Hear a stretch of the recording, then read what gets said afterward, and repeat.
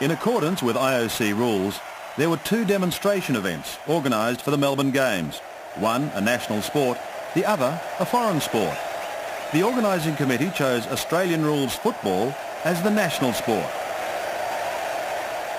The demonstration match was played between representative teams from the Victorian Amateur Football Association in white and a combined team from the Victorian Football League and Association in green.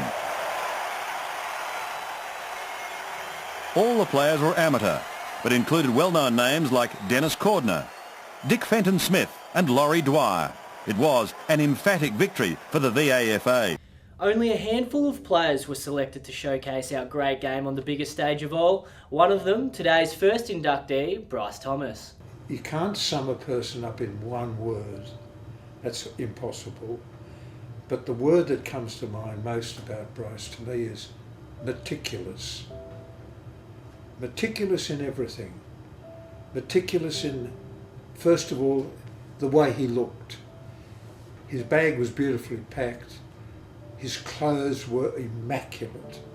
He was a wingman and he was a very fast. He was very, in fact, he held a Empire Games record for the 120 hurdles. And he was very, very strong, and he had long legs but a shorter body. But he was really a very, very good footballer.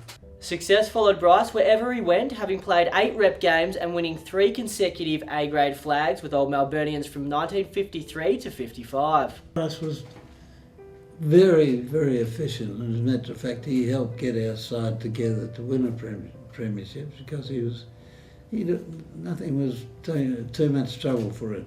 He was a superb team man.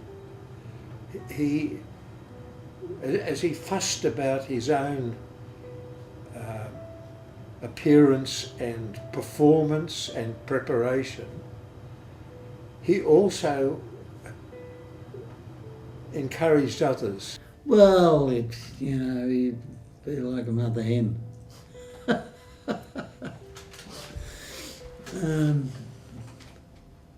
Yes, he'd do anything, to help the side.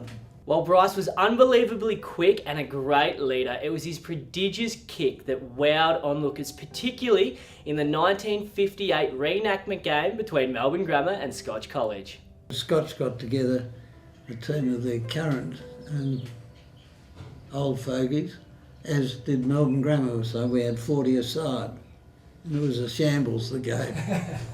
Bryce played full-back, God, I'll never forget this. And he was a prodigious kick. He had very strong legs, and he kicked the ball in, at least twice, might have been more, and it went 10 yards over the bloody centre of the MCG. By the way, if you were interested to know how Old Melburnians fared against Scotch the day after the reenactment game, and gave him a bit of a hiding too. Finally, when reminiscing on Bryce's career and his induction today, both gentlemen were overwhelming in their praise. Great footballer, Bryce. When I was rung to be asked if I would help with giving some background to Bryce, I was very touched because I realised what a wonderful honour it was to be inducted into the Big V Club. It didn't exist in my day. But it does recognise the outstanding performances of a number of footballers. And there are always those who could be in there. For one reason or another, they weren't given the nod. But Bryce wasn't. It's thoroughly deserved. It is well deserved. As I say, it was not only his performance on the field, it was his performance off the field. The care and the preparation for a game, the care and thoughtfulness towards others, and he was just a good teammate. They don't come much better. Ladies and gentlemen, please put your hands together for today's first inductee, Bryce Thomas.